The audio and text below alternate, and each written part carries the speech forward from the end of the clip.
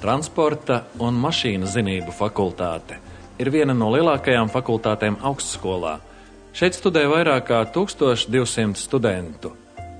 Fakultātes vadība, izmantojot savu pieredzi, veido jaunas studiju programmas ciešā sadarbībā ar uzņēmumiem un profesionālajām asociācijām. Fakultāte īsteno akadēmiskās un profesionālās studiju programmas, pamatstudiju un augstākā līmeņa studiju programmas, kā arī doktorantūras studiju programmas. Lai studētu šajā fakultātē, ir jāizvēlas kāda no starptautiski akreditētām studiju programmām. Šīm programmām katru gadu tiek izdalītas vairāk kā 300 valsts budžeta dotāciju finansētas vietas.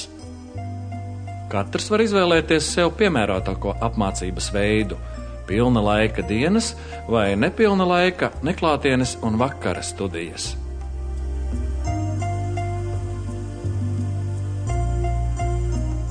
Studenti apgūst mehānikas, mašīnbūves, elektronikas un datortehnikas pamatus modernās auditorijās un laboratorijās. Uzņemšana pilna laika pamatstudiju programmās notiek konkursa kārtībā un reflektantiem jānokārto centralizētie eksāmeni matemātikā un fizikā vai svešvalodā, angļu, vācu vai franču.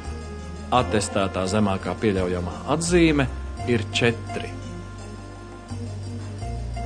Studējot transporta un mašīnu zinību fakultātē, var kļūt par ļoti nepieciešamu un kvalificētu speciālistu mehānikā un mašīnu būvē. Automobīļu, aviācijas un dzelzceļa transporta studiju programmās studenti apgūst transporta tehniku un pārvadājumu loģistiku. Savukārt medicīnas inženierijas un fizikas studenti apgūst zināšanas par vismodernākajām medicīnas tehnoloģijām un iekārtām. Vēl var apgūt siltumenerģētiku un siltumtehniku,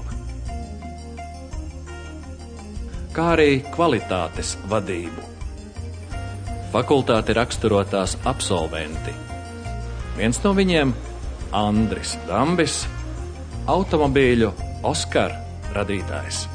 Man ir dzīvē bijusi tā laime, kad es visu laiku esmu tiecies un gājis uz vienu mērķi. Tas man ir ļoti visu laiku interesējis jau no mazām dienām. Viss, kas saistīts ar automašīnām un dzelžiem.